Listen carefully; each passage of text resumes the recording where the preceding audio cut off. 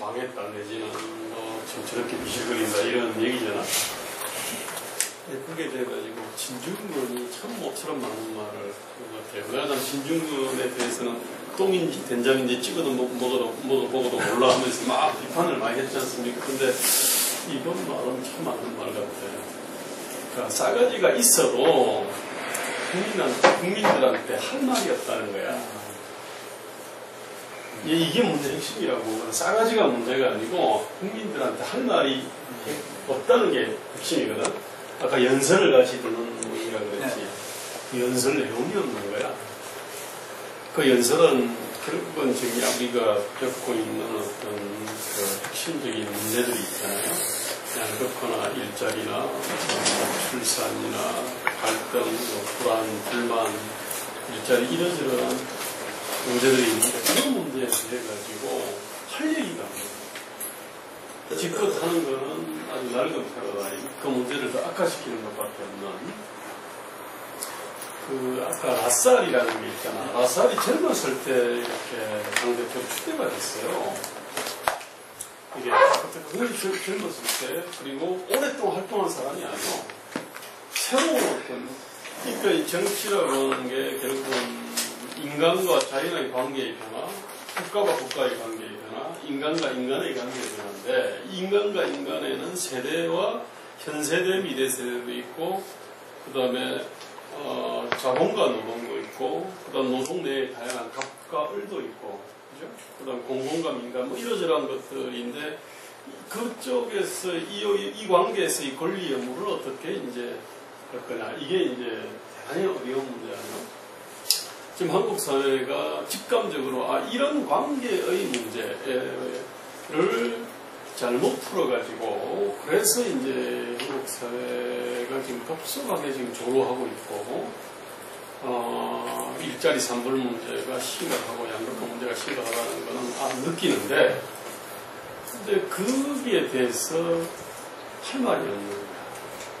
입을 벌리면은 또 반동적인 해결책밖에 없고, 진중권은 어렴풋하게 그걸 느꼈어요. 사실은 윤봉기 기자의 어떤 그 얘기들이 가장 핵심적인 걸 빼놓은 거예요. 같이 연설을 듣는데 연설 내용이 없는데, 그것도 저게 저희 광주 학살, 세월호 학살, 근데 이딴 소리를 갖다가 하면 그게 감동할까? 광주 학살하고 세월호, 근데 세월호 학살은 학살이다 이름을 지어가지고 그렇게 해가지고 한번 아주 아마 정말로 장렬하게 연설할 수 있을 거야, 그게? 정말로 아마 피가 통하는 뭐 열정을 쏟을 수 있는데 개소리잖아, 사실은. 문제의 핵심이 이건 거야, 사실은. 저 정당을 저런 식으로 뭐 만원에 6개월 내고 뭐 이러저런 걸 밑으로주고 해도 정당의 영혼은 이게 아니거든. 그 얘기는 정당의 바디야, 바디. 바디를 바로 세우자 이런 얘기인데 핵심은 영혼인데. 저는 바디를 연구한 사람이잖아. 현대가 연구하지 아니고 저 연구 주제가 그거니까요. 자, 다음번에. 자, 이 정도. 네, 저는 뭐 조금 다른 거로 아까 제가 현재 새누리당에 대해서, 그러니까 야당의 역사에 대해서는 이야기했지만 여당의 역사에 대해서는 좀 이야기를 안 해서, 저는 현재 이 새누리당이 특히 2012년인가 새누리라고 이름 바꾸고 빨갛게 만들고, 그리고 이번에 그 지방선거 730 보궐선거까지 오늘 보니까 이게 선거 전문가 정당처럼 되어 있는데, 사실은 엄밀하게 보면 사이비 선거 전문가 정당, 아주 선거 전문가적인 기법은 동원하는 게 무슨 거짓말이야, 나눈 내용들은. 그래서 사이비 선거 전문가 정당인데, 그런데 한편으로는 현재 민주당 이쪽에서도 결국은 여러 가지 그동안은 부분적으로 선택의 문제를 보는 것 같아요. 어떤 사람들은 선거 전문가 정당으로 가야 된다고 그러고, 우리는 그런 것 자체의 개념이 없으니까. 또 어떤 사람은 포괄 정당으로 가야 된다고 해서, 그래서 중위층을 대상으로 하는 다양한 이런 것들을 해야 된다고 그러고, 어떤 사람들은 대중 정당으로 가야 된다, 그래서 그렇게 이야기하고, 어떤 사람들은 현재 같은 상황에서는 오히려 뭐 여전히 결국은 이 대중의 수준이라든가 여러 가지 지금 정당의 불신이라든가 이런 걸 봤을 때는 결국은 명망성이 있는 간부 정당으로 가야 되는 게 아니냐. 이렇게 이게 선택의 문제로 지금 되어 있는 것 같은데, 여기서 저는 그런 생각을 해요. 이제 이것을 뭐 이런 네 가지 이것을 선택의 문제로 볼 거냐, 또는 이것을 몇 가지 조합의 문제로 볼 거냐, 또 이런 것 중에서 그래도 가장 중점을 둔다면 어디에 중점을 둘 거냐. 이게 이제 저는 이제 하나의 생각인데, 여기서 이제 약간 연결되는 게 그거 같아요. 현재 연설이라는 그 개념이 사실은 한편으로 보면은 연설이라는 것은 대중을 대상으로 연설은 매스미디어가 발달되지 않았을 때 직접적인 이 목소리를 통해서 대중들에게 전달하는 광장에서 설 때 그게 아주 강력했는데, 지금은 이제 뭐 그래서 TV 토론이 결국은 케네디가 그렇게 나온 거죠. TV가 등장하니까 TV로 간 거고, 지금은 이제 이 옛날에는 보면 노하우.org.kr을 통해서 인터넷이라는 게 등장했고, 이제는 스마트폰으로 오고 유튜브로 오고, 그러니까 옛날처럼 연설의 유용성이라는 게, 그러니까 광장에서의 연설 유용성이라는 게 그렇게까지 중요할까? 물론 이제 어떻게 보면은 뭐 여전히 그렇게 해놓고 유튜브 찍을 수도 있겠지만, 그래서 저는 그런 면에서 결론 부분에 이야기했던 연설의 그 유용성이 리헬스가 이야기하는 그런 어떤 고전적 상황은 좀 다르고, 스마트폰의 시대에서 그렇다면은 정당을 이끌어가는 핵심적인 어떤 기관, 비이클이라고 그것이 뭘까? 연설일까 뭘까? 이런 고민을 좀 해봐야 될 것 같아요. 그래서 제가 생각할 때는 저는 그런 면에서 보면은 연설이 한편으로는 그것이 사실은 조직화가 연결되는 거잖아요. 조직화가 아닌 메시지만으로는 별로 의미가 없어요. 조직화로 연결돼야 되고, 그리고 또 한편으로는 대중정당의 중요성을 강조하는 이유도 결국은 조직화의 중요성을 때문이죠. 조직화. 그리고 조직된 시민만이 결국은 사회를 바꿀 수 있고, 또는 거대한 어떻게 보면은 기득권 세력이라든가 역사를 거스르는 세력에 대한 대항하는 힘이 나올 수 있다. 그래서 이제 조직화의 어떤 의미로서 이제 이 뭐 대중정당이나 연설의 필요성을 보면은 이제 거기에다가 이제 김정은 부장이 이야기했던 그럼에도 불구하고 어떤 고상한 가치라든가 또는 시대의 어떤 깊은 어떤 비전이라든가 사명에 대한 콘텐츠 없이는 이제 조직화가 안 되는 거죠. 그래서 그런 부분들을 한번 잘 우리가 한번 연구해보면 뭔가 좀 더 이렇게 가닥이 잡지 않을까 하는 생각이 좀 듭니다. 오늘 그 윤범기 교수님의 강의 잘 들었고요. 아주 너무 잘 들었습니다. 그 정당의 역사를 좀 이렇게 돌켜봤는데, 그 정당이 그 당시에 맞는 그 모델이었을 텐데, 그 당시의 문제를 해결할 수 있는 어떠한 시스템으로서의 정당이고, 그 당시 대중, 국민을 대상으로 한 그런 정당이었는데, 그게 지금은 이제 세월이 바뀌었잖아요. 지금 대한민국의 국민들이나 그 다음에 대한민국이 가지고 있는 문제들을 정당 모델이라는 것 자체로 해결할 수 있을까라는 한번 좀 고민을 할 필요는 있겠다. 보통 우리가 아웃 오브 박스라고 얘기를 하잖아요. 박스를 벗어나야 되는데, 그러기 위해서는 박스가 없다고 생각하는 게 가장 좋은 방법이니까, 정당 모델이라는 그 패러다임에서 벗어나서 정당이라는 거 없이도 국민 문제라든가 국민들의 요구를 수용할 수 있는 새로운 뭐가 없을까? 그게 기존의 정당 모델하고 또 융합해도 되겠지만, 또 그런 식의 좀 발상도 필요하지 않을까 좀 생각을 해봤습니다. 네. 좀 길게 좀 얘기 좀 하시죠. 시간이 하나가 조금만 길 수는 있겠습니다만. 아까 또 해야 되는 거야? 일단 당헌 협의회를 그 장소를 열 수 없게 돼 있어요. 국회의원 사무소를 둘 수 있고, 후원의 사무실을 둘 수 있고, 네, 후원의 사무실을 둘 수 있고, 그 외에는 일체 그걸 둘 수 없게 돼 있어요, 법적으로. 그래서 이게 간판도 못 내걸고, 그러니까 카페라고 내걸면 되죠. 네, 그래서 하고 있는데, 그게 중앙당이 돈을 지원하는 부분. 그런, 네, 그러니까 뭐 편법, 탈법 형식으로 할 수는 있는데, 한국 정치에 맨날 그런 식으로 하고 있으니까 문제죠. 위험한 일이네. 이건 이제, 돈은 주지 말고 디자인만 보내줘도 됩니다. 이제 이 발제 잘 들었고요. 아까 뭐 우리 윤범기 기자가 이야기한 거 했지만 한국의 정당사나 한국의 정당에 대해서 정말 제대로 연구하고 발표하는 그 연구자, 교수 이런 분들이 없어가지고 참 아쉽더라고요. 오히려 이제 이런 것들은 이렇게 이제 뭐 석박사가 아닌 사람들이 주로 이야기를 하고 이런 뭐 예를 들면 여기 정확한 한 모델이 됐던 열린우리당의 연구 이래가지고 뭐 책이 한 권 나올 수도 있는데 그런 것도 없고 뭐 기껏해야 그냥 야당사 정도 정리해 놓은 정도인데 엄청나게 급격하게 우리나라 이게 엄청나게 급격하게 변한 사회 아닙니까? 그런 걸로 보면 참 아쉽더라고요. 이런 점에서 좋은 소재 주제라고 생각하고요. 우리가 이제 이런 비유를 드는데 한국의 80년대 막시즘이 엄청나게 불었지 않습니까? 이제 운동의 하는 이론적 근거가 됐는데 그게 어떤 비유로 들냐면 정말 그 때늦은 마지막 부흥 같은 거에서 그러니까 사실은 철진한 유행이었다고 생각하고 그것이 한국 사회에 지금 향후 30년을 지금 계속 영향을 주고 있다고 생각합니다. 그런 의미에서 제가 이제 만든 당원 중에 하나가 열린우리당인데 이것 역시 어떤 생각을 하면 지나고 보면 때늦은 어떤 숙제 같은 걸 해결해 보려고 했던 시도였거든요.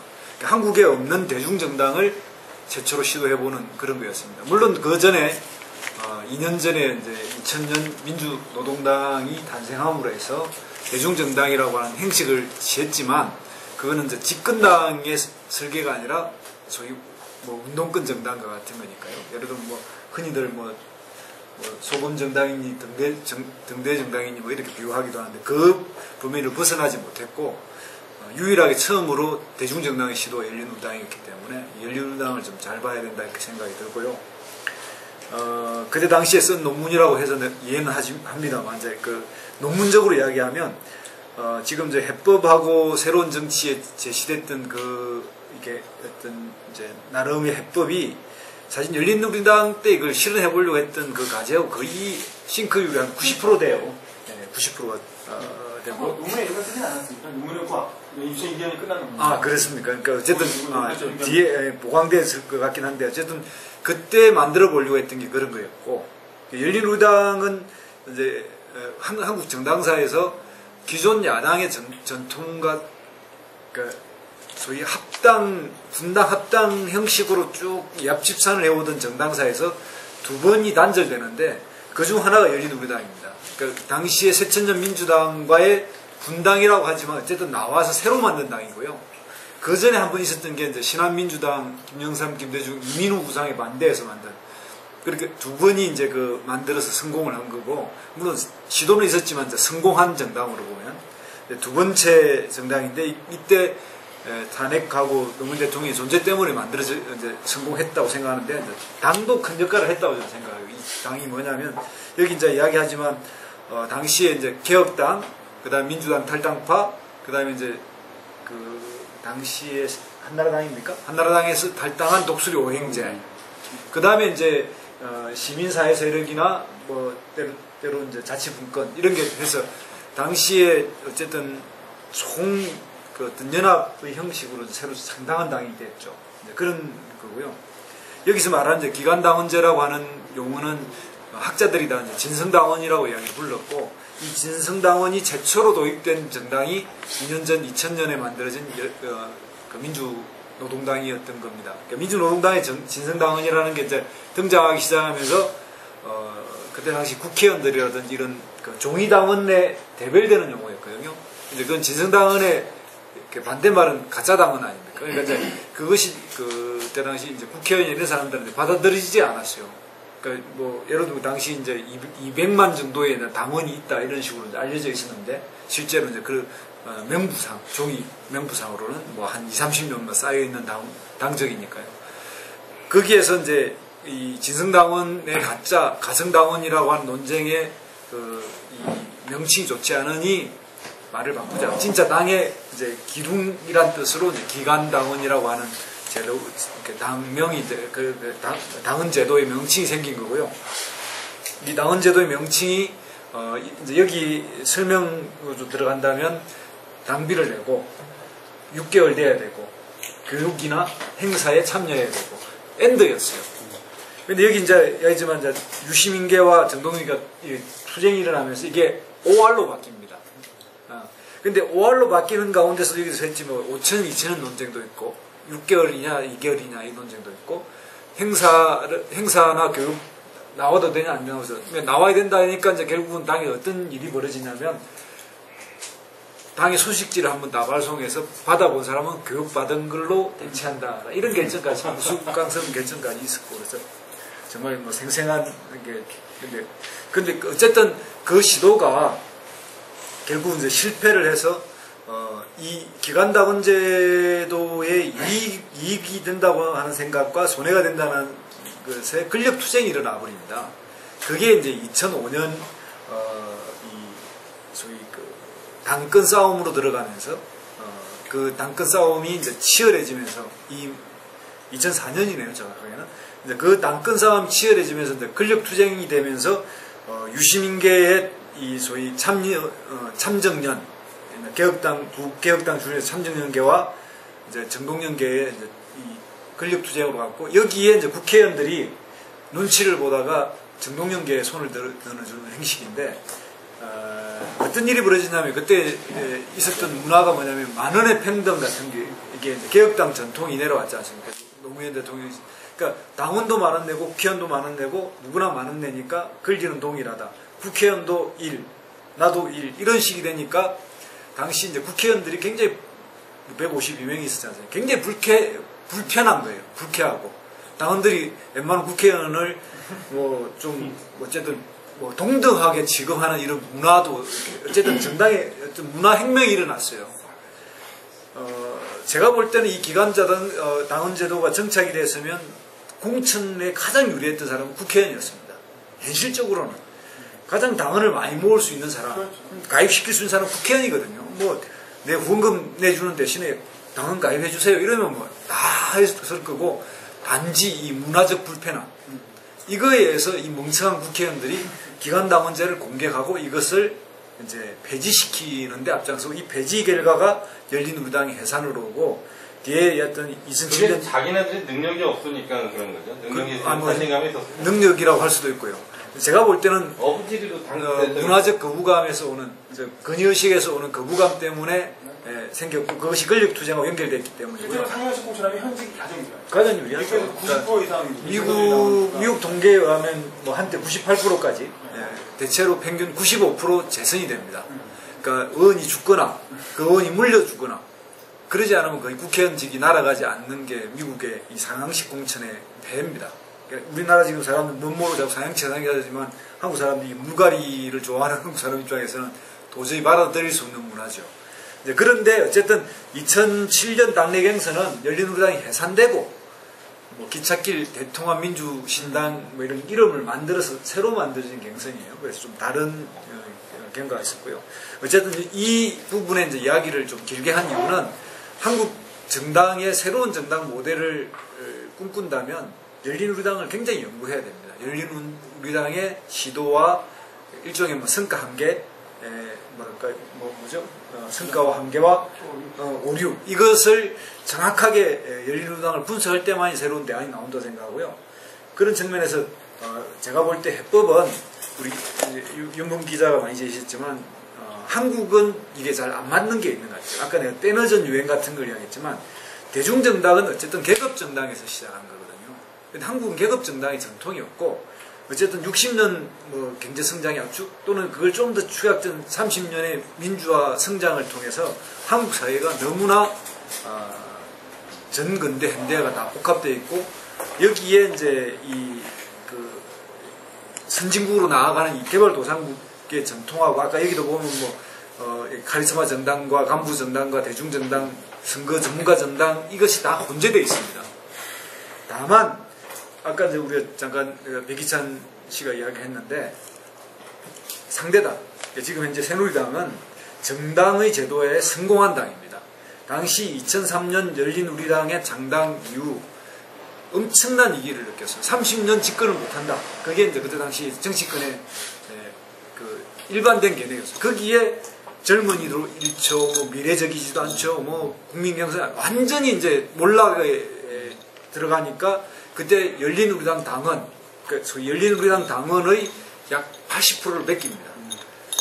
그 80% 뺏긴 그 당은 지금까지 존재합니다. 그러니까 지금 벌써 14년 가까이 이제 그 당의 전통이 쌓여서 제도화에 성공을 했고요. 열린우리당 그 당원이 그 잘 만들었다고 했던 당원이 다 이제 파괴돼 버렸기 때문에 이제 안 됐는데 제가 이야기를 하는 이유는 뭐냐면 이미 그 원내 정당화의 시도도 실패했고요. 그리고 이제 열린우리당은 사실은 영내 정당화와 대중정당의 이제 그 원외 정당을 어쨌든 조화시켜 보려고 했던 구상에서 나왔습니다. 그러니까 누구는 원내 정당이 좀 더 많이 가미되어 있다고 하지만 실제도 또 원내 정당의 강화도 있거든요. 뭐 중앙당의 그 여러 중앙위원 제도를 둔다든가 뭐 이런 또 당에서 예를 들면 이제 그 당의장 제도를 두고 뭐 이런 여러 가지 이제 그 개혁적 조치가 있는데 그런 것이 이제 맞물려 들어 있고요. 그래서 이제 이 부분의 결론을 제가 말씀드리면 제가 본 결론은 대중정당적 요소의 당헌을 어디까지 보장해주며 어떤 권한을 부여해야 될 것인가가 계속 홍천에서의 어떤 큰 쟁점이지 않습니까? 근데 제가 볼 때는 이 부분을 그러니까 기본은 해야 되지만 한국 정당의 당헌이 충원되지 않는 21세기적 상황이 왔습니다. 이미 미디어의 확대, 정당만큼 영향력을 발휘하고 있는 시민단체, 또 뭐랄까요, 이제 미디어의 발달의 한 측면인 SNS라고 하는 사회적 어떤 이런 관계망에 의한 발언권, 준 전문가들의 이런 활동 이런 거에 의해서 국민들이 당헌이 될 이유가 별로 없어요. 당헌이 안 돼도 뭐 물론 열린우리당처럼 뭐 투표권도 주고 뭐 이러니까 더 당헌될 이유가 없고 이런 것까지 이제 포괄되어 있는 측면이 있고요. 이야기 너무 길어져서 근데 어쨌든 그래서 새로운 대한정당을 구상한다면 흔히들 이야기하듯이 네트워크 정당의 어떤 특징, 선거 전문가 정당의 특징, 이런 대중정당의 정당 이런 것을 한국식 융복합을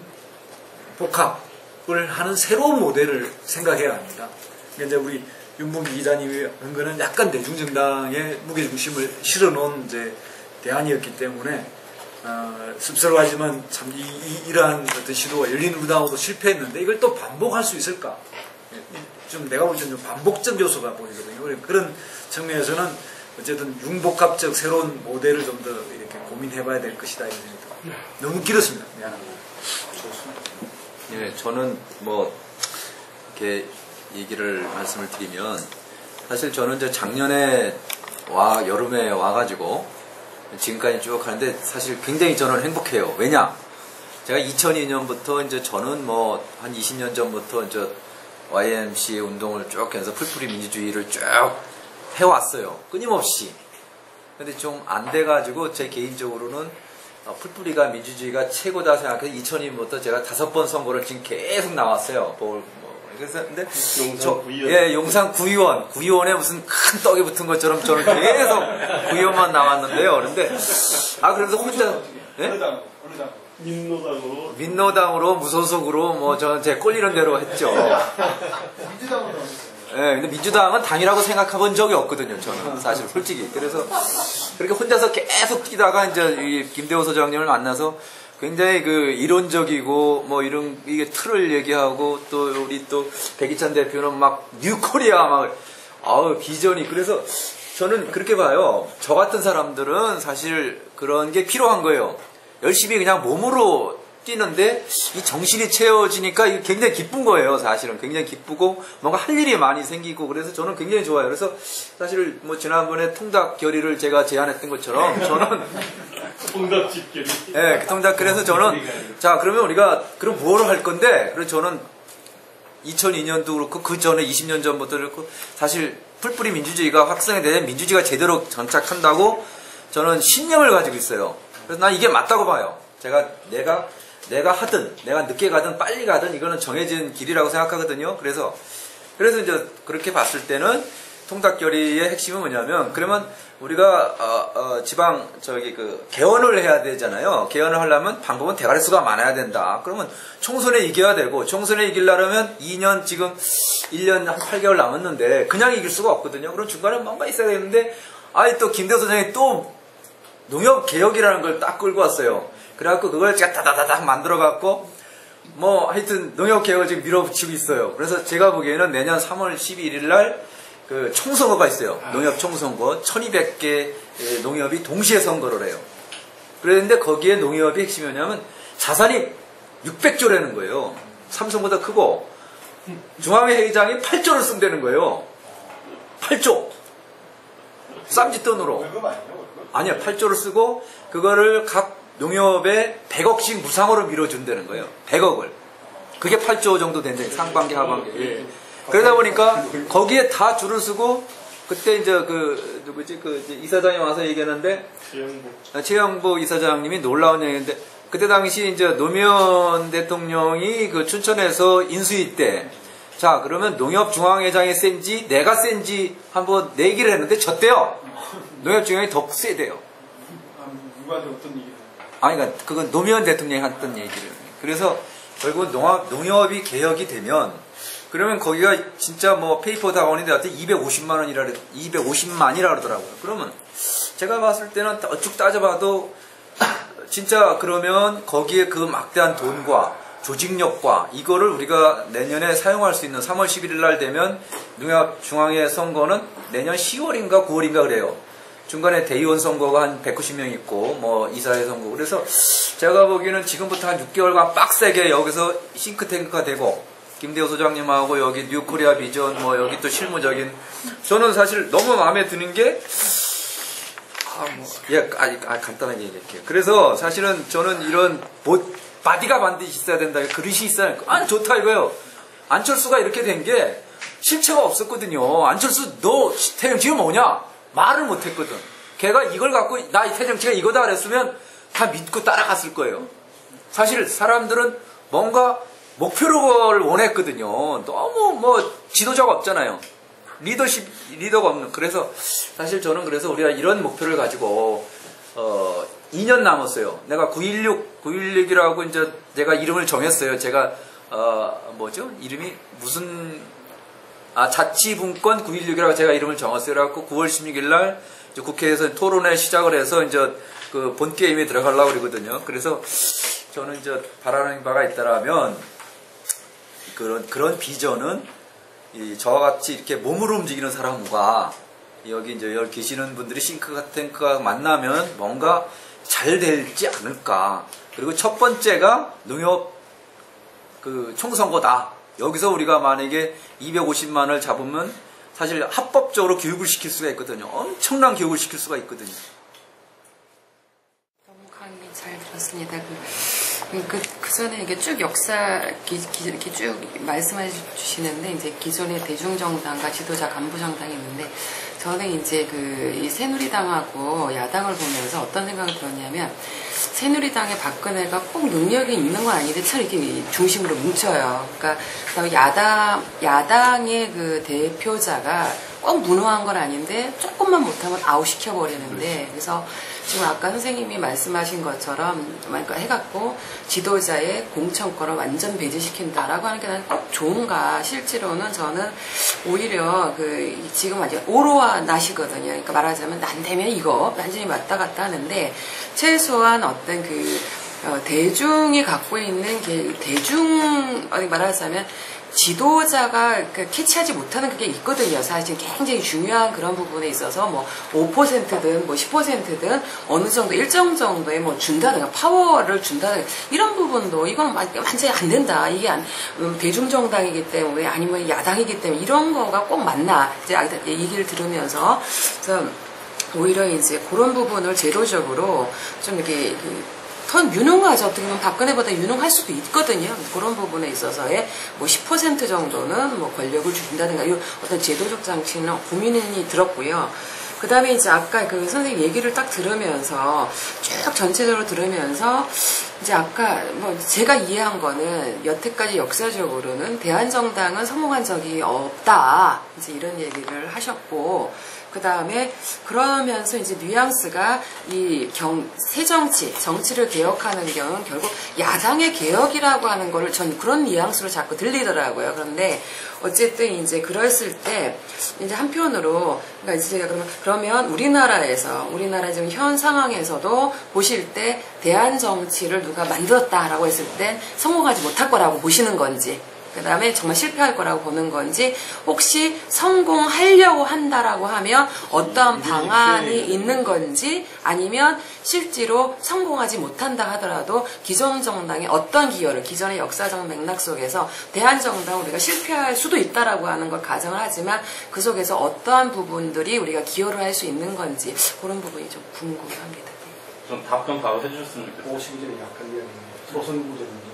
그리고 그거, 그래서 이제, 그 선생님 말씀을 제가 이제 소선거구제 딱 얘기를 들으면서, 이게 기존 새누리당도 뭐 별로 바꾸고 싶지 않은데, 더 안 받고 싶은 거는 야당일 것 같아요. 그렇죠. 그러니까 말하자면, 지금 이제 새누리당은 지지율이 있는데, 그나마 양당 부분에 있어서 아무리 지지도가 없어도 그렇죠. 결국 민주당은 먹고 들어가는 그렇죠. 부분이 있기 때문에 만약에 아주 궁극적으로 들어간다라고 하면 이 선거구제를 가장 여야가 반대를 하기 때문에 결과적으로 대한정당은 할 수 없는 부분이 될 것 같다라고 하는, 그러니까 아까 그런 생각이 들면서 참 이게 말하자면 안 바뀌죠. 안 바뀌는, 왜냐면 새누리당 옆에 새정치연합이 아니 민주당이 있어야 춘향이 옆에 향다지가 있듯이 춘향이가 구분이 되듯이 옆에 바보 이인자가 있는 게 정말 편하거든요. 계속 주장은 하지만 계속 주장을 해서 선거구제 짧게만 답변드리고 넘어가면 저는 그렇다고 생각해요. 디베르제 법칙이라는 게 있고 어차피 이런 선거제도를 바꾸지 않는 한 제3정당은 되게 힘들다. 저는 별로 성공 가능성이 의단에서는 없다. 성공이라는 거의 기준이 뭔지 모르겠는데 원내에서 원내 교섭단체 정도, 그러니까 20석 정도 이상을 얻어서 국회 어떤 의사일정에 참여하는 그런 정당이 되는 게 성공이라면 그런 건 힘들다. 제가 봤을 때. 왜냐면 선거제도가 그러니까. 그걸 바꾸려면 선거제도를 먼저 바꿔야 돼요. 선거제도를 바꾸면 가능해요. 중대선거구제를 비례대표를 밀린다든가. 근데 선거제도가 바뀔 리가 없지. 왜냐면 그 기존 정당이 가장 유리한데 그걸 바꾸는 사람이 누구냐면 기존 정당 국회의원들인데 더군다나 가장 결정적으로 새누리당이 가장 유리하거든요. 민주당은 물론 유리하거든요. 근데 가장 유리한 사람들이 왜 자기 제도를 바꾸겠어요. 그러니까 그 제도가 바뀔 리가 없기 때문에 저는 뭐 제3정당은 별로, 그러니까 20석 정도 얻는 정당은 될 가능성이 없다고 보고, 다만 5석이나 10석은 가능하죠. 왜냐면 비례대표가 있으니까. 비례대표에서 민노당처럼 지지율 한 10%빡 나와버리면 뭐 5석도 가능하죠. 10석도 가능. 운 좋으면 10석 가기도 하고. 근데 그렇게 해도 뭐 결국 이제 그게 뭐 원내 교섭단체가 돼서 의사일정에 영향을 미친다기보다는 여당과 야당이 절묘하게 절반을 이룰 때 그 캐스팅 보트 역할을 한다던가, 아니면 하나의 모델로서 이슈 정당으로서 환경 문제가 우리나라가 뭐 이번에 저탄소 그 협력 문제도 유예돼 버렸잖아요. 뭐 이런 것들이 이런 현안에 대해서 기존 정당이나 정치권이 관심 안 가지는데 그런 것들은 주구장창 얘기해가지고 언론 플레이를 해서 우리 사회의 어떤 언론의 다양성, 어떤 의견의 다양성을 보장해주는 역할을 한다면 그것도 의미 있다. 뭐 그런 정당은 의미 있다. 뭐 지금 정의당이나 뭐 노동당이 하는 것 같은 그런 역할은 충분히 의미 있다고 생각하는데. 근데 20석 이상을 얻으려고 하면 아마 안 될 것이다. 왜냐하면 선거 제도가 그렇기 때문에. 선거 제도를 바꾸기도 어렵고. 저는 근데 그럼에도 불구하고 대한정당이 가능한 순간이 있는 게, 왜냐면 그 제2정당이나 민주당에 대한 지지가 너무 지금처럼 폭락하고, 그런데 안철수처럼 아예 그냥 정치 요구에서 굉장히 명망이 있는 사람이 갑자기 정치권으로 훅 들어와서 그 사람에게 지지가 확 몰리니까 안철수 현상. 그런 현상이 딱 일어나면 가능하죠. 그랬을 때 안철수가 이런 정당 모델을 주장했으면, 그래서 내가 나를 지지하는 20, 30대들 다 내 당에 가입해. 그리고 당비 10,000원씩인데 니들 학생이 돈 없으면 5,000원씩만 내. 그렇게 해가지고 한 10만 명 당을 모았으면 아마 그 당은 안 없어졌을 거예요. 왜냐면 5,000원씩만 10만 명이 당원을 내도 한 달에 얼마입니까?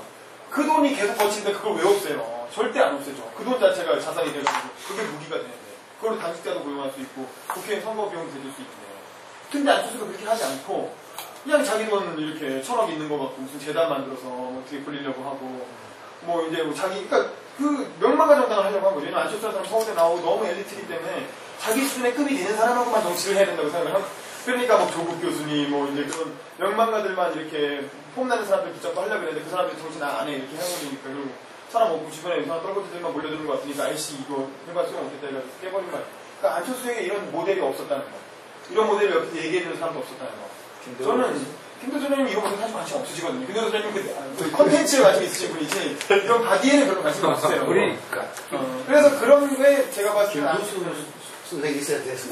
데려가지 이미 그 안철수 옆에도 철에 잔막을 쳐가지고 유민영이니 뭐 김태섭이 다 이렇게 팔꿈치 못 들어오게 막았잖아요. 이거는 바디 문제가 본질이 아니라는 얘기죠. 바디도 중요하다. 그렇죠. 따라가면 저는 그런 상황이었다면 안철수가 대한정당이 돼서 아마 그러면 아마 민주당의 국회의원들이 대거 넘어가려고 했겠죠. 그러면 이제 선별해서 맞을 수가 있어. 넌 대한대. 야, 이렇게 다 나왔어.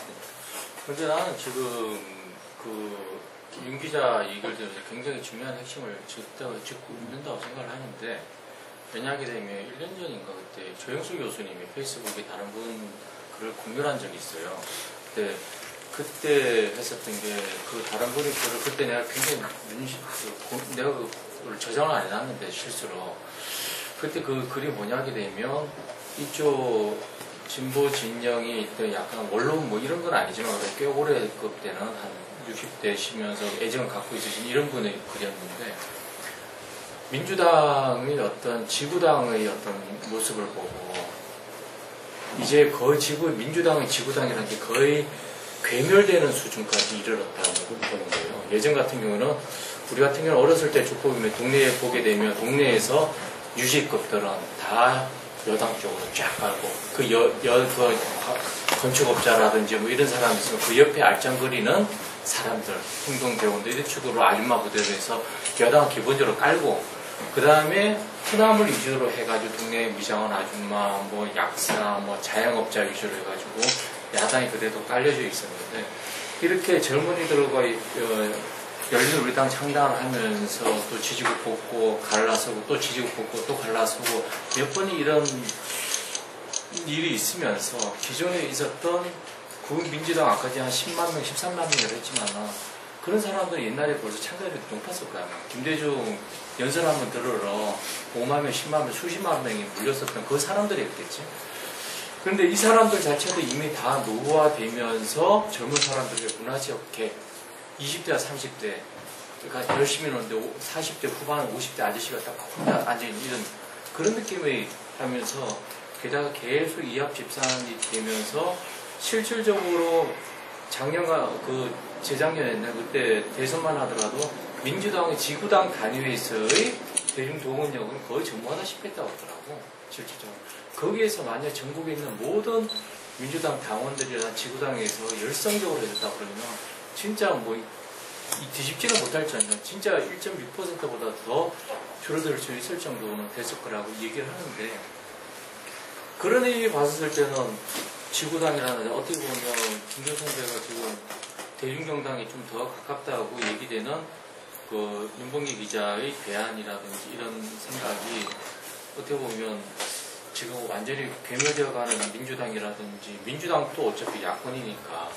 민주당이 완전히 제로 베이스로 깔고 새로운 대한정당을 성립하는 건 쉽지가 않으니까 봤을 때는 민주당을 그대로 살리고 하는 이런 여러 가지 대안들은 굉장히 또 좋다고 생각해요. 그리고 나 같은 경우에는 연설에 대한 거는 사실 연설의 중요성에 대한 거는 윤 기자한테 내가 배운 적인데, 나는 여기 배 선배랑 또 생각이 또 틀린 게, 연설만 하더라도 우리가 보는 연설은 그냥 메시지가 아니라고 보거든. 그거는 우리가 왜 미국만 하더라도 한국보다도 도리어 갈등 수준이 우리 한국만큼은 약한데도 불구하고 대학생 때부터 그런 애들은 벌써 정당에 참가하고, 그런 거 보면 그 정당에 참가해서 어떻게 활동하는 거 보게 되면 토마스 프랭크의 왜 가난한 사람들은 부자들과 지뢰하는 거 그 책을 보게 되면 왜 어떤 대학생 때부터 민주당 지지파 이런 데가 걔네들이 수십 년간 잔뜩 먹어서 그 주도의 공화당 지도부가 되고 이런 게 쫙 나온다고. 근데 우리나라 같은 경우에는 지금 만약에 우리나라 정도의 갈등 수준이나 이런 것들이 있고 하지만은, 얼마 전에 또 오그마 AJ 사회를 바꿔보는 책에도 나오는데, 민주주의에 나왔던 디마크리스의 그 원래의 시초의 모습이라는 게 편하게 한번 돌아가면서 투표하는 그 차원이 아니고 수없이 많은 그 안에 사람들이 모여가지고 공동의 얘기를 하면서 하나 그 모습이 그 책에서 그린 모습을 받았을 때는 축제의 현장이더라고요. 그러면서 그 축제의 현장을 같이 겪으면서 사람들은 거기에서 영웅을 만들어내고 자신의 원풀이 한풀이도 다 한번 해소되는 느낌을 갖고 여러 가지 복합적인 층의 모습이거든요. 연설과 그 대중정당이라는 것들이 그 정당 정치 체제라는 것들이 들어갔을 때는 윤 기자한테 굉장히 배운 게 많은데 여기서 문제는 방금 조금 전에 그 김두수 선배님이 말씀하셨듯이 21세기로 넘어오는 시점에서 차라리 이런 대중정당의 모습이 갖춰진다고 얘기를 했었을 때 그러면 좀 더 대중정당이라고 그러면 예전에 노동자 계급이라든지 수백만이라든지 이런 어마어마한 중에서 그 중에 추려서 나와가지고 이렇게 되는 거 아니에요. 그죠? 근데 지금 같은 경우에서는 한국에서는 민주화가 달성되면서 탈공업화 사회가 되면서 계급이라는 게 단일한 계급이 아니고 노동자 내에서 수없이 많이 분화하고 직종도 무지하게 많이 생기고 이게 모든 사람이 자신이 아까 전에 젊은 친구들이 몇만 명, 몇십만 명 있으면 그대로 유지될 거라 쉽게 생각하지만 그 친구들이 5년, 10년 돼가지고 각자의 계급이 다 분화되고 다 이렇게 됐을 그게 유해지가 됐을까? 그랬을 때는 내가 봤을 때는 지금 굉장히 윤 기자한테도 많이 배운 것 하면서도 마지막에 뭔가 살짝 퀘스천 마크가 살짝 들어갔는데 그걸 계속 얘기를 한 게 김 소장님 거의 컨텐츠를 세우자는 이야기인데 지금 나도 지금 머리가 복잡해가지고 그건 없습니다. 나도 해결이 없어. 여기까지만. 풀어주시는 거 아니었어요?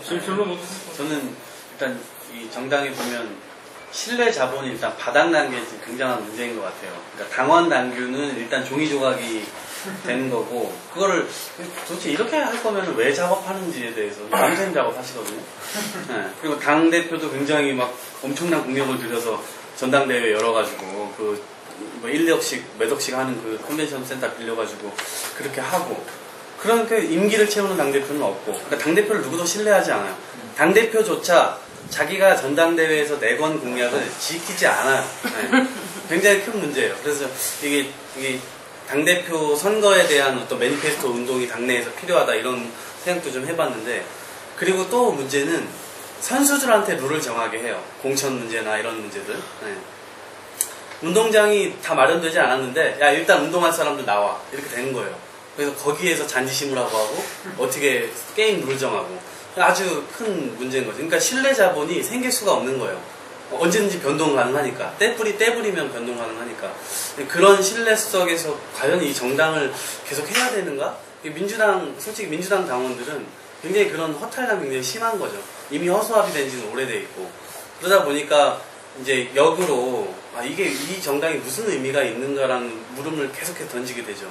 그러니까 당원의 지위가 필요가 없게 되는 거죠. 당비만 내고. 그러니까 제가 지금 이전에 몇 년간 당에서 당원에게 보낸 문자를 분석을 해봤어요. 딱 3가지로 요약돼요. 와달라, 봐달라, 해달라. 3가지예요. 딱 3가지 이게 너무 허탈한 거죠. 뭐 요구하는 것만 있고 아무것도 없으니까. 심지어 뭐 하면 선거하면은 아무런 권한이 없고 그냥 뭐 당원 아닌 사람하고 다 똑같으니까. 이게 당원을 굳이 계속 해야 되나? 이 정당의 미래가 있나? 이런 생각도 드는데 저는 여기에서 당원의 뭐 지위를 강화하자 뭐 이런 것보다도 지금 아까 선배님께서 말씀하신 뭔가 재정립해야 되는 것이 아닌가 싶어요. 그래서 당원 명부 일단 불태웠으면 좋겠다. 그 정도로 국민 앞에 결기를 좀 보여주고 당원을 새로 받든가. 근데 그 당원은 지금 현재의 어떤 이 당에서 유지해야 되는 당원의 모습이 아니고 좀 다른 모습이었으면 좋겠다. 그게 뭐 어쨌든 법적으로는 당원이라고 하는 이름이지만 그게 뭐 다른 이름이라도 좋아요. 저는 아까 지역위원회 뭐 카페 형식으로 얘기했지만 저는 지역위원회에서 정말로 정치에 관심 있는 사람들 혹은 우리나라가 바뀌었으면 좋겠다. 내 지역이 바뀌었으면 좋겠다. 이런 사람들이 약간의 정치협동조합 형식의 어떤 그 지역의 틀을 좀 만들고 물론 가능한 지역이 있을 거고 불가능한 지역이 있을 텐데 이제 그거는 나중에 다시 하기로 하고 그러면 예를 들어서 그렇게 당원협동조합 형식의 공간을 만들면 저는 그런 당원들이 약간의 상상우체부 혹은 정책우체부 예를 들어 카페에서 그냥 이웃들하고 나누는 이야기 이런 것들을 키워드로 정리하는 역할을 하는 거예요. 당원은. 그런 키워드들을 당으로 전달하는 거죠. 지구당으로 전달하는 거죠. 그럼 지구당에서는 매일 그런 걸 수집하는 거예요. 우리 수집해서 정책연구소로 보내요. 365일 보내는 거예요. 그러면은 이 우리나라 국민 대중의 어떤 이 니즈들이 정책적으로 연구소에서 파악이 될 거예요. 파악이 되면 그거를 빠르게 정책 콘텐츠를 개발할 수 있는 거죠. 근데 지금은 정책연구소가 제 역할을 하지도 않고 콘텐츠는 그냥 외주 용역 주고 어디 다른 데서 한 거 가져오고 당원들이 완전 무력화되어 있다 보니까 그것도 못 만들어내요. 그리고 또 정책연구소가 무력한 이유는 지금 새정치민주연합의 당직자가 한 160명 될 거예요. 원래 법적으로 한 100명 정도 두게 되어 있는데 이게 당이 없어지고 쪼개지고 뭐 하다 보니까 누더기 정당이 돼버린 거예요. 그러다 보니까 나가야 되거나 뭐 이렇게 인구 구조조정을 해야 되는데 이걸 못하니까 국장급, 부국장급만 지금 100명이에요. 어떻게 되냐면 17개 시도당이 사무처장으로 나가 있는 사람 다 국장급이죠. 20명 정도 돼요. 네. 그리고 나서 최근에 김한길 대표가 공약을 걸었던 게 뭐냐면 정책연구소를 시도당별로 만들겠다. 이건 조경태 최고위원 나오면서 걸었던 공약이 아주 좋은 공약이라고 저는 생각했어요. 그런데 그게 어떻게 누더기가 되냐면 결국 이거를 하드웨어적으로 차릴 수가 없으니까 퇴직해야 되는 국장급들을 정책조사관이라는 그거를 줘가지고 월급자를 줘서 또 17개 시도당에 또 파견을 한 거예요. 그럼 또 20명 정도의 이 국장급이 또 간 거죠. 거기다가 원내에 20명 정도의 국장급이 있고, 그 다음에 당에 또 20명 정도의 국장급이 있고, 국장급만 80명, 70명 되는 거예요. 거기다가 부국장급까지 하면은, 그 실제로 160명 조직에 차장, 부장, 실제 일을 해야 될 간사, 이게 쪼그라들고, 그러니까 헤드가 많고, 결정하는 단위는 많은데 일을 하는 조직은 없는 거예요. 이게 당이 제대로 돌아갈 수가 있겠냐고요. 제대로 된 조직이 아닌 거죠. 거기다가 국회의원들 중심으로 최고위원들끼리 당대표가 그냥 결정하면 그대로 가는 거고. 그러니까 거기에 당원은 소외가 되어 있는 거예요. 당원이 무슨 의미가 있냐, 이런 거고. 그래서 이런 콘텐츠 정당이 되기 위해서는 단순히 당원들에게 어떤 권한을 준다, 이게 아니라 당원들이 진짜 원하는 건, 제가 원하는 건 제가 투표하고 뭐 이래서가 아니거든요. 내가 말하는 게 내가 내 친구의 의견을 모아와서 이 정당에 얘기하면 이 정당이 받아줄 거라고 하는 믿음이 있어야 되는 거예요. 그러면 전 당원으로서 정말 자부심 느끼고 열심히 활동할 수 있을 것 같거든요. 근데 그걸 주지 않아요. 네. 기본적으로. 그러니까 루트가 전혀 따로 놀고 있다는 생각이 들고, 그래서 뭐 이렇게 정당이 정말 새로운 모델이 된다 이러면 정말 그 당원들의 니즈를 명확하게 파악할 수 있고, 그 당원들이 국민과 매개체, 국회의원들이 할 수 없는 그런 매개체 역할들을 당원들에게 부여하고, 그게 당원의 자부심이 돼야 된다는 거죠. 내가 말한 정책이 우리 당의 이번 선거 운동의 정책이 됐어. 야, 우리 당 지지해줘. 이렇게 얘기해 줄 수 있어야 되는데 그 과정이 전혀 없는 거죠. 예를 들어서 그렇다면 꼭 내 이야기를 들어줄 수 있는 당이 민주당일 필요는 없잖아요. 그렇죠. 새누리일 수도 있고. 네, 그렇죠. 새누리당이 잘하는 것 같아요. 그런데 민주당일 수도 있고. 네, 맞습니다. 그런데 저는 어쨌든 이 야당의 개혁 뭐 이렇게 초점으로 얘기한다면 민주당이 그런 정당이 됐으면 좋겠다라고 하는 것이고, 또 한 가지 마지막으로 정리를 하자면 이 정당이 정말 문제는, 새누리당도 물론 그 문제에 봉착돼 있지만 미래 세대를 키우지 않는다는 거예요. 네, 이거는 누구의 가해자가 없어요. 지금 가해자가 없는 뭘 상황에서. 키워요? 알아서 크는 거지. 알아서 크는데 그래서 죽이지나 말라 이거죠. 네, 이게 무슨 문제냐면요.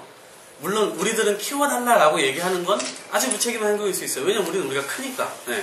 그런데 부모의 입장에서는 그렇게 생각하면 안 된다는 거죠. 니들 알아서 커. 이래서는 안 된다는 거죠. 그거는 양자가 같이 맞아 떨어져야 되는 것인데, 여기에서는 그런 누구도 생각하지 않아요. 그러니까 심지어 대선 후보도 외부에서 문재인 외부에서 데려온 거잖아요. 네. 외부에서 데려오는데 당원들 그 미래 세대 이것조차도 항상 공선 때마다 당연히 데려오게 되고, 이 시스템 자체가 없다 보니까 그렇게 되는 문제점들이 좀 있다고 생각해요. 그래서 지금 문제는 이 30대 이 구조가 완전히 지금 비어져 있거든요. 정당 내부에서. 청년위원회가 지금 40대 위에 있고 바로 30대 초반으로 내려와요. 그러니까 10년 터울이 비어 있어요.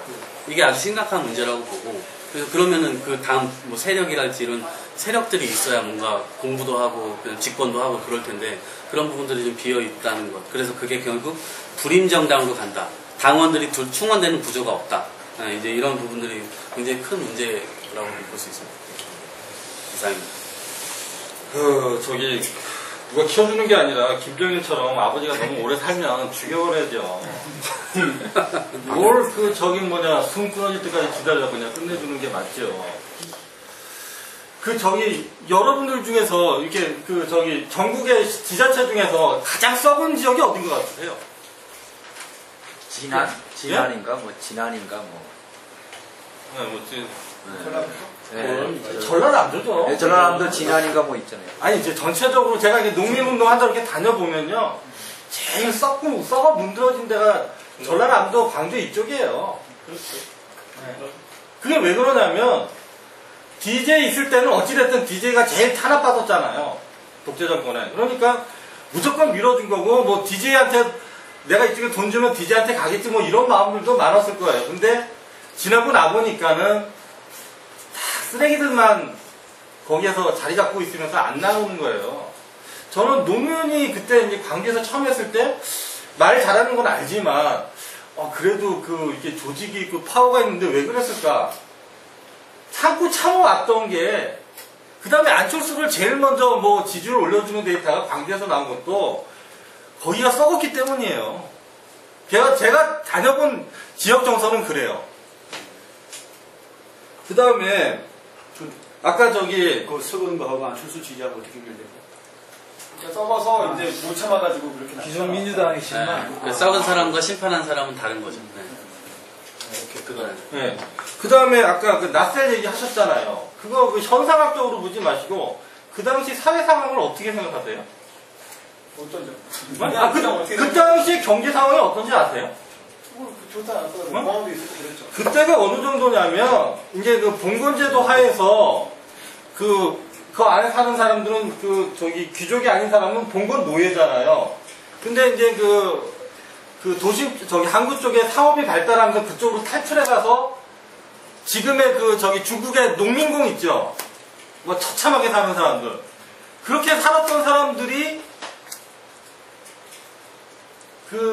산업혁명을 저임금으로 이뤄냈고, 그 사람들이 통계적으로 6명 중에 5명이 모포가 없어서 겨울을 벌벌 떨면서 살았어요. 근데 이제 낫셀이라는 사람이 갑자기 39에 잘나서 된 게 아니라 분위기가 힘들어 죽겠다, 못 살겠다라고 했고, 그 다음에 이제 영국에서 로치데일 협동조합이 나온 시점이 그 시점인 거예요. 제가 이제 로치데일 협동조합을 왜 이거냐면, 이제 농민운동을 해야 되는데, 이현목 소장님은 방향만 잡아놓고 내용이 없거든요. 등반하는 경로도 그래갖고, 나도 감당이 안 돼서 이렇게 책을 보니, 거기에 이제, 노동자들이 9시에 퇴근을 하고, 일주일에 주급에서 뭐 1달러도 안 되는 돈을 이제 지금 시대로 걷기 위해서 하루 12km를 돌아면서 돈을 걷어요. 협동조합 돈을 걷어요. 왜냐면, 우리를 돌봐줄 사람이 없다. 우리가 움직이지 않으면 우리는 죽는다, 그냥. 어차피 옆집에서 시체 추워서 얼어 죽어서 쓸어 나가는 사람들이 있는데, 누구한테 뭘 바래요? 그 다음에, 왜 청년들이 누가 키워주길 바라냐, 이렇게 하는데, 저는 지금 윤 기자님의 하드웨어적인 얘기는 과거지사니까 좀 열심히, 그리고 이제 물론 이제 저는 잘 정리됐다고 생각을 하는데, 본질은 컨텐츠예요. 그러면, 우리 사회의 컨텐츠, 김대호 소장이 말한 컨텐츠가 뭐냐면, 국민연금이라 이거죠. 뭐 연금이든 공무원연금이든. 그럼 거기에 대한 가장 피해자가 누구예요? 제일 많이 피해보는 사람 이 사람, 그 다음에 저 사람, 그 다음 당신 아니야, 그 다음 나고. 가장 피해받고, 생각을 받고 바꿔야 된다고 주장할 사람들이 30대인 거예요. 나까지는 똥똥 된다고 그러더라고, 국민연금 하면. 상대적으로. 그렇습니다. 그러니까 당사자가 아쉽고 필요한 사람이 움직여야 되는 거지. 누가 뭘 해주길 바래. 모르잖아요. 네? 그걸 어떻게 알아요? 오케이. 그래서 아까 말씀하신 7가지 원칙 있잖아요. 새정치란 이거 있잖아요. 그 중에 이제 안철수가 처음 만든 새정치연합에서 가서 제가 발급내서 본 거는 당비 대납하면 죽여버리겠어. 뭐 요거 하나밖에 없었던 것 같고요. 대부분의 원칙이 로치데일 협동조합 7대 원칙이랑 비슷하고, 개수도 보니까 아까 7개더라고요. 근데 그게 뭐냐면, 그 당시 사회상인 거예요. 약한 사람이 뭉치기 위해서는 각자 조금씩 계속 꾸준히 내고, 그 사용 내역이나, 그 다음에 리더 28명의 지도자들이 희생 봉사해야 된다, 뭐 이런 것들이라고 생각을 해요. 그래서, 이거는 과거지사를 한 거지만, 현실적으로는 그 사회에 살았던 탄압받는 사람들이 얼마나 각성해서 능동적으로 움직이느냐가 정치의 변화지, 새누리나 새정치연합에 이걸 따지는 게 아니라, 우리 사회에 필요한 거는 정권교체가 아니라 세대교체입니다. 네. 어이구. 네, 이상입니다. 연설 수준이네. 연설 수준입니다. 본인 솔톤으로 그냥. 오랜만에 이런 자리에 와가지고 귀한 상이 있게 돼서 너무 감사합니다. 이렇게 다른 분들이 했던 이야기 대부분 저도 이제 공감하는 부분이고 또 말씀하신 부분들이 어느 정도 되게 제가 생각했던 문제하고 좀 많이 비슷하다는 생각이 들거든요. 제가 이제 올 여름에 가족들하고 이제 휴가를 무주에 갔는데 가니까 이제 식당이 적더라고요. 이유가 적으니까. 근데 이제 전라도 음식이 맛있다라고 이제 그렇게 이야기를 많이 들었지만 막상 식당에 가니까 너무 불친절하고 음식도 형편없는 거예요. 근데 이제 그 원인이 무엇일까 생각을 해보니까 경쟁이 없기 때문에 저는 그렇다고 보거든요. 근데 지금도 이제 우리가 이 그 정당의 어떤 그런 변화, 또 대안적인 정당을 원하지만 이게 이제 그 진입장벽이 너무 높아서 경쟁이 없는 상태에서는 우리가 아무리 그것을 주장하고 요구해도 바뀌기 굉장히 어렵지 않나 하는 생각이 들거든요. 그래서 내부적으로는 이제 그런 모델들을 꿈꾸게 되지만 결국에는 이제 그 경쟁이 없고 이미 기득권 세력들이 그 안에 자리 잡고 있기 때문에 이래서 변화를 기다리기 굉장히 어렵다는 생각이 많이 들고요. 저 같은 경우도 이제 대학을 졸업하고 나서 이제 물론 이제 그 정치 철학이나 여러 가지는 차이가 있을 수 있는데 저는 한 번도 이게 구성 정당을 지지를 해본 적이 없어요. 대학을 졸업하고 이제 학생 정치 운동을 하면서부터 대한정당을 만들어야겠다는 생각을 해가지고 사실 이제 뜻이 맞는 사람들하고 제가 이제 창당준비위원회를 만들어서 이제 중선관에 신고하고 이런 작업들을 좀 해봤는데 우리나라의 이 정당 진입장벽이 생각보다 높다는 생각을 했거든요. 저희가 처음 그것을 시도할 때만 해도 이제 24개 지역구, 4개 지역구에 24개 지역구에 30명씩 모집하면 됐었거든요. 근데 이제 뭐 정치권에서 이제 정당법을 이제 개정한다고 하면서 이제 좀 긍정적으로 바꿀 것처럼 했는데 사실 저희가 이제 그 당시에 2개 지역에밖에 없었기 때문에 24개 지역에 30명씩 모으는 것도 쉽지 않다고 생각을 했거든요. 근데 이제 그 정당법이 이제 바뀌면서 5개 광역시 지역으로 해가지고 1000명씩 모집을 하는 걸로 바꾸는데 지역이 줄어가지고 저희들이 긍정적으로 생각했는데 5,000명을 모으는 건 훨씬 더 어려운 일이더라고요. 제가 볼 땐 지금 아마 정의당조차도 자기들 경험만 가지고는 좀 불가능할 거라고 보거든요. 그래서 저희가 진짜 최대한 모았는데도 1,000명 정도에서 그치고 그 이상은 진척을 좀. 1,000명이나 모심이 대단하네요. 근데 그것도 이제 뭐 저희가 활동을 하겠다는 것보다 정말 밑바닥으로 뛰면서 이거 한 짝씩 받아달라고 해서 그렇게 이제 받았던 거였거든요. 그러니까 지금 근본적으로 이 선거법하고 정당법을 바꾸지 않는 한 이 정당 간의 경쟁을 유도할 수가 없고, 그러니까 이제 바로 우리가 꿈꾸는 그런 어떤 새로운 정당 모델을 만드는 자체가 이미 좀 불가능한 거 아닌가 생각을. 같이 당명은 뭐였습니까? 저희들은 이제 아리랑당이라고 해가지고. 아리랑당. 약간 이제 민족적인 주소성하고 그 안에 이제 굉장히 의미를 많이 담았어요. 당가는 아리랑. 근데 사실 중선관위 들어가 보면 알겠지만 사실 사람들이 굉장히 많이 신고를 해요. 정당 창당 준비위원회까지는 발기인들이 하고서 나서. 근데 이제 창당으로 거의 이어지지 못하고 있거든요. 그래서 기본적으로 이제 독일식으로 비례대표제를 완전히 늘려서 작은 정당들도 생존할 수 있는 그런 생태구조를 만들어 놓든지 아니면 뭐 중대선거족구제로 개선을 해서 어떻든지 이렇게 자발적인 그런 투표를 유도할 수 있는 그런 선거법이나 이런 것들이 개정되지 않느라 그건 저는 굉장히 좀 어렵다는 생각이 들어요. 그래서 내부적으로 우리가 이런 모델을 추구하는 것보다는 외형적인 그런 지금 진입장벽을 낮추는 것 이것은 좀 선행될 필요가 있다는 생각이 일단 들고요. 그리고 이제 아까 말씀하신 연설 부분은 굉장히 제가 공감하는 부분이거든요. 그러니까 막스 베버도 이제 직업으로서의 정치에서 보면은 이 과거에는 왕이 이제 카리스마라고 하는 것이 자기의 권위 때문에 그게 나왔지만 이제 민주제에서는 이제 여전히 이 정치가에게 이제 카리스마가 필요한데 그것은 연설이라고 사람들이 봤거든요. 왜냐하면 그 연설에 따라서 굉장히 많은 사람들을 움직일 수 있기 때문에 이 현대 정치가에게 과거의 어떤 권위를 대신하는 카리스마는 그 사람의 말의 힘에서 나온다고 했고 히틀러 같은 경우도 나이프젠이 보면 지금 이 모임도 저는 굉장히 비슷하게 보이거든요. 히틀러가 이제 처음 정당 활동을 시작할 때도 이런 소규모 모임, 10명도 안 되는 모임에 들어가서 이제 정당 참여를 시작하거든요. 근데 정말 히틀러도 연설에 힘이 있었기 때문에 순간적으로 사람들을 모아냈고 대중정당을 만들어냈기 때문에 그런 부분들은 저희가 정말 우리가 정당을 세워가는 데 있어서는 굉장히 고민해야 될 부분이라는 생각이 듭니다. 그리고 이제 물론 이제 아까 이제 김대호 소장님 말씀하신 대로 정치철학은 굉장히 중요하다고 보거든요. 이제 제가 이제 소장님 저를 잘 모르시지만 제 페이스북으로 친구가 돼 있어서 올리시는 글을 제가 꾸준히 잘 보는데 지금 제가 볼 때 한국 사회에서 그 소장님의 어떤 위치나 이런 컨텐츠가 저는 굉장히 좀 필요한 부분이 많다는데 굉장히 공감을 많이 하거든요. 근데 이제 그것은 이제 우리가 그 정치 철학적으로 이제 그 인식하는 그런 부분들도 있고 또 그것을 이제 담아낼 그것도 필요하기 때문에 이 두 가지를 다 이 고민을 해야 되지 않나 하는 그런 생각을 해보게 됐습니다. 그래서 저는 이제 아까 그 기자님이 말씀하신 전반적인 그런 그 흐름에 대해서 이제 공부할 수 있어도 좋았고 또 이제 그 약간 어떤 대안적인 그런 것들도 말씀해 주셨는데 제가 이제 실험을 해본 바로서는 이제 그것도 중요하지만 그 진입장벽을 낮추는 거. 그러니까 왜냐면 정당이 지금 이제 그 소수 정당들 같은 경우도 심지어 그 특정한 득표를 못하면 정당 해산다고 이름도 못 쓰게 만들었잖아요. 물론 이번에 이제 그 헌법선으로 그 이름은 이제 쓸 수 있기는 해줬거든요. 그만큼 사실은 그 약자에 대해서 무자비하게 이제 이 사람들은 물고 있다고 보거든요. 왜냐하면 한번 정당 이름을 만들어서 그것을 대중중에 알리는데도 시간이 너무 많이 걸리는데 정당 해산하면 또 이름을 못 쓰게 만들어 버리니까.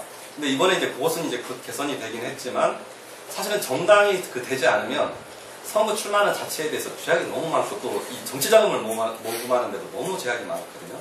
그렇기 때문에 독일식으로 아예 지역 정당이라도 만들 수 있는 그런 좀 정당이 좀 수월하게 만들어지는 구조가 있으면 저는 이제 이 벤처적인 정당들이 나와서 경쟁을 하면서 저런 모델들을 저는 따라갈 거라고 보거든요. 근데 좀 그것이 되지 않는 한 저 사람들에게 저것을 기대하는 것은 굉장히 저는 좀 어려운 부분이 많다는 그런 생각을 개인적으로 좀 하고 있습니다. 감사합니다. 10시까지 마치기로 해가지고요. 네, 제가 발언하고 마지막에 유 기자님 발언하고 마치도록 하겠습니다. 네. 나머지 부분은 우리 대한정당 가능한가 페이스북에 조금 후기 같은 것도 올려주시면 좋을 것 같습니다. 가능하면은 우리 김수근 부장님 한번 열린우리당 사례 플러스 윤곡한 모델에 대한 혹시 생각하시는 게 있다면 그 자리에서 한번 네, 나중에 한번 할게요. 네, 한번 해주시면 올해가 가기 전에 한번 해주시면 좋을 것 같다는 생각 한번. 이상이면 10월 2주 뒤에 하면 아주 좋을 것 같아요. 그렇죠. 그렇다고 바랍시다. 그러게 너무 압박하지 마시고.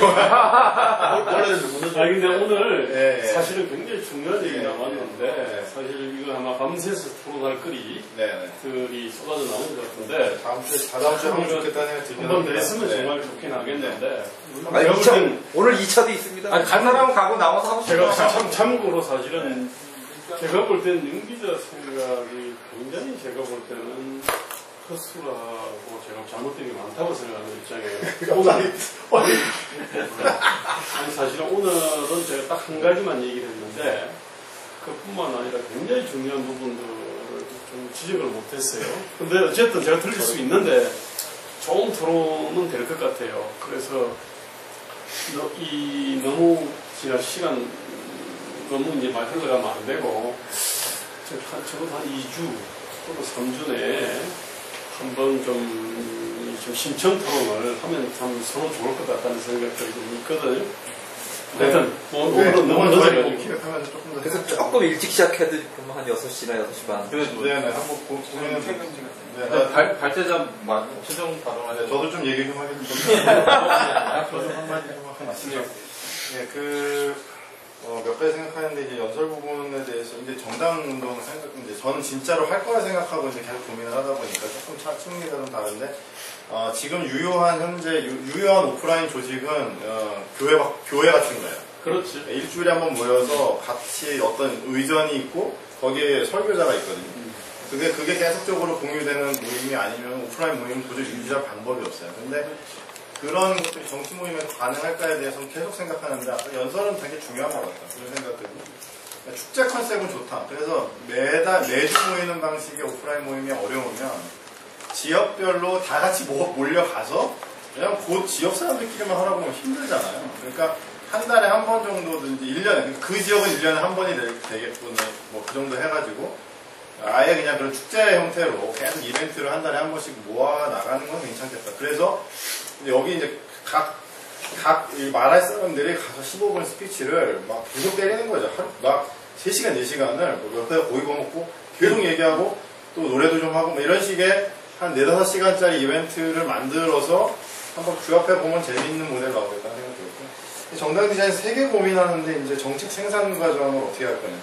이게 이제 김도서 형의 고민이고 선수 양성 과정을 어떻게 할 거냐. 제가 고민하는 부분 중에 하나고 그리고 이제 유통 홍보를 어떻게 할 거냐, 이 부분. 그래서 이제 하드웨어, 그리고 그거를 돌리는 OS, 그리고 거기에 얹혀진 어플리케이션. 이게 이제 구성이 돼야 이제 돌아가는 건데, 지금 이제 그런 것들을 하실 분들이 조금 나온 것 같아서, 저는 이제 김두 소장님 말씀 중에서 가장 이제 오늘 인사이트 받았던 내용은, 기존의 역사는 역사대로 인정을 하고, 지금 21세기 한국 사회에 맞는 새로운 정당 모델을 새롭게 디자인해야 된다는 거에 동의합니다. 그래서 그 부분을 고민을 같이 했으면 좋겠다는 생각이 듭니다. 이거는 우리 지금 기존에 이제 뭐 나이에 상관없이 누가 가장 혁신적인 의견을 내느냐에서 승부가 갈릴 것 같다는 생각이 들어서 저희 같이 좀 요번에 하반기에 고작업을 좀 많이 했으면 좋겠다는 생각이 들어요. 제가 이제 한 가지 단초를 갖고 있는 내용은 생활정치 그룹이 정치의 현장에 참여할 수 있는 형태의 모델이어야 되고 스마트폰과 뉴미디어가 활용되는 모델이어야 된다는 거예요. 그러니까 제가 아무리 고민을 해도 오프라인 모임을 이 정도 규모 이상으로 저도 못 나가겠는 거예요. 저도 생활정치인이다 보니까 기획이 더 이상 안 되는 거예요. 여기 다 생활정치를 하시는 분들이에요. 그러니까 뭐 맨날 모여서 교회 일주일에 한 번 나가는 것도 힘들어 죽겠는데 또 일주일에 뭘 모이냐. 이 정도 모이면 대단한 신이다. 그래서 요거를 어떻게 고민할 건지 조금 더 고민해봤으면 좋겠다는 생각이 듭니다. 네. 감사합니다. 아니, 되게 좋은 지적들 많이 해주셔서 정말 감사하고요. 역시 알고 있는 분들이 계셔서 그 앞에 지적들이 많이 나온 것 같습니다. 근데 어쨌든 제가 반박하거나 이럴 건 아니고 다 맞는 말씀드리고 근데 철학도 당연히 중요하고 콘텐츠가 중요하고 다 지금 시대에 과연 고전적인 대중경험들이 맞냐 당연히 일리가 있는 얘기들이고 근데 이제 저는 제가 이 모임에 발표하겠다고 수장님 부탁을 드려서 이렇게 하게 됐는데 하고 싶었던 이유가 이 모임은 진짜 정당을 하려고 고민하는 사람들이잖아요. 저는 그런 사람들 앞에서 얘기를 해보고 싶었어요. 그냥 이렇게 관심 있어서 한번 이게 아니라 내가 진짜 정당 한번 해보고 싶은데 하려면 어떻게 해야 되나 그런 실무적인 고민을 하는 사람들이 같이 이런 논문 내용을 가지고 한번 고민을 좀 더 발전시켜봤으면 좋겠다. 그러니까 이런 걸 그래도 이런 모델이 있다는 걸 알고 그런 고민을 하는 것과 그냥 이렇게 주먹구구식을 만드는 건 다르니까. 정치학에서는 이런 축적된 어떤 학문적인 공부가 있고 그런 연구 내용을 좀 토대로 해서 만들 때 참고하셨으면 좋겠다는 생각으로 발표를 드렸고 결국에는 네트워크 정당을 하든 뭘 하든 정당을 만들려고 고민하는 두 가지. 공천 어떻게 할 건데 그리고 정치 자금 어떻게 모을 건데 이 두 가지를 해결해야 되거든요. 그게 미국 10명 정도 되는 모임은 여기다 10,000원씩 내면 되는 거고 근데 이제 예를 들면 100명, 1000명 되면 그 사람들 어떻게 운영할 그 중에서 대표 선수가 어떻게 뽑을 거냐 만약에 진짜 믿을 만한 사람 추천해서 뽑겠다 그러면 간부정당식으로 가는 거고 그게 아니라 1000명 모여서 그 사람들이 각 세트를 나눠 투표해서 뽑게 한다면 대중정당식으로 가는 거예요. 그게 엄청나게 달라진단 말이에요. 그걸 어떻게 하냐에 따라서 이후에 어떤 굉장히 역사가 정당 무대에 달라지거든요. 그래서 그거에 대한 고민이 필요하다는 사실을 알고만 시작해도 왜냐면 그렇게 고민하지 않으면 되게 간부정당 모델로 갑니다. 왜냐면 여기 처음 모인 사람들이 자기 권력을 더 누리고 싶거든. 이걸 놓치고 싶지 않거든. 자기는 일단 당연히 출마해야 되고 자기랑 친한 애들 이렇게 내보내고 싶고 이렇게 되는 거잖아요. 그러다 보면은 자연스럽게 간부정당화 되게 돼 있어요. 그러면 이제 이런 정당이 약화되면서 그래서 이런 게 필요하다라는 원칙을 일단 머릿속에 알고 그 다음에 고민을 하면 그리고 아까 김조수 기사님 말씀하신 것처럼 열린민주당의 실패도 굉장히 연구를 해봐야죠. 그렇게 하려고 하는데 왜 안 되는지 그런 게 안 된 걸 극복하려면 또 어떤 처음에 그 수를 어떻게 놨어야 되는지 이런 거에 대한 그 검토가 꼭 필요하지 않을까 그런 생각이 듭니다. 감사합니다. 네.